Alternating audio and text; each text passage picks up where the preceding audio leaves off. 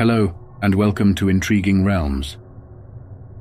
Most people think that the UFO phenomena started around the time of the Roswell incident in 1947, or maybe as a result of attracting attention to ourselves by exploding nuclear bombs during the Second World War. It can't be denied that sightings of extraterrestrial craft increased radically at that time, and the standard image of a grey or green alien piloting a saucer-shaped craft became popularized by film and television.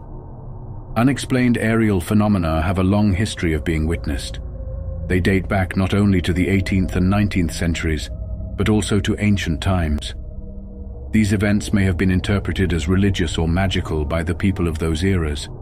They saw fairy lights in the woods, divine signs in the sky, demonic beings. But from a modern perspective, these accounts resemble contemporary alien encounters. During the Second Punic War between 218 and 201 BC, Rome's Annales Maximi recorded multiple events. There were reports of ships which came out of the clouds and shone brightly, and of gleaming round shields traveling through the air. In 74 BC, during a battle between the Romans and the Pontic forces of King Mithridates VI in the city of Chalcedon, which is now modern-day Turkey, both armies witnessed a UFO landing. The historian Plutarch chronicled the event in his Life of Marius, chapter 17.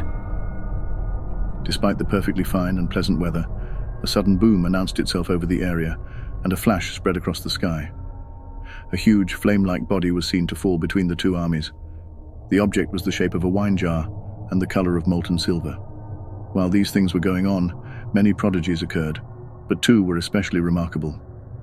For there was seen in the air over the city a spectacle like a flaming shield, spouting out fire from its rim, and when it had made many revolutions with great noise, it then rushed headlong towards the east, and men in black garments were seen going about and leaping over the trenches that surrounded the city. They disappeared at once, and no one could either catch them or find out who they were. Many signs also appeared, most of which were of the ordinary kind, but from Emiria and Tudor, cities of Italy, it was reported that at night there had been seen in the heavens flaming spears and shields which at first moved in different directions and then clashed together, assuming the formations and movements of men in battle, and finally some of them would give way while others pressed on in pursuit, and all streamed away to the westward. In AD 70, Josephus recorded a mysterious spectacle in the skies of Judea. Chariots and troops of soldiers in their armor were seen running about among the clouds. It was a miraculous phenomenon passing belief. It would have been deemed a fable were it not for the narratives of eyewitnesses who had seen it too. Nearly every city in the country experienced a great noise rain from above and quakes on the ground. Roman historian Tacitus mentioned the event in his writings, stating, "In the sky appeared a vision of armies in conflict, of glittering armor." The brother of Pope Pius I is said to have witnessed a UFO around AD 150 in Via Campana, Italy. The sighting took place in the middle of the afternoon on a bright sunny day. An object, described by Pius as a beast, appeared from nowhere in the heavens and descended. It was in the shape and color of a piece of pottery and had a top of multiple colors which shot out fiery rays. The object landed on the ground, causing clouds of dust to appear. When they had cleared, a maiden clad in white was visible near the object. In the year 776 AD, the city of Sigeberg, which is now modern-day Dortmund, was under attack by battalions of Saxon soldiers.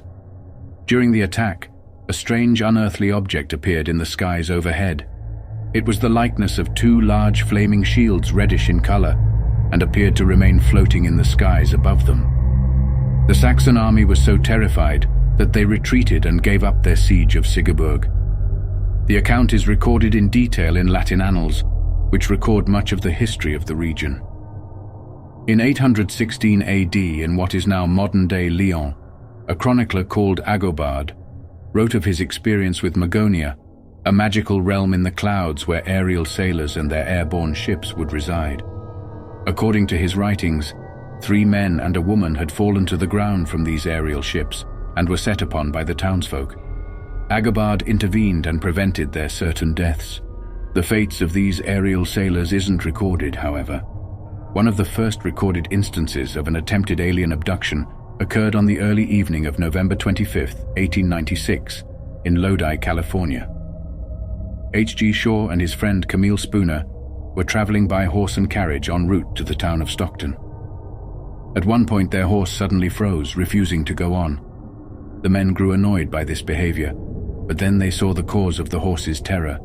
3 tall alien beings moved nearby, so far unaware they had been observed.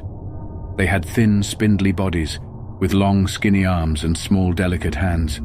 They had no hair on their heads and a soft, light fuzz of fur over their bodies. Their eyes were huge, and the mouths and ears were small. The men later reported that they thought they were strangely beautiful. The creatures were each carrying a bag, which had some kind of hose attached. Periodically, they sucked on the hose, presumably to assist their breathing. The beings were also carrying egg-shaped lanterns which glowed with a soft light. The aliens were communicating with each other by a kind of singing, chanting sound instead of words. Then, the 2 watchers were spotted.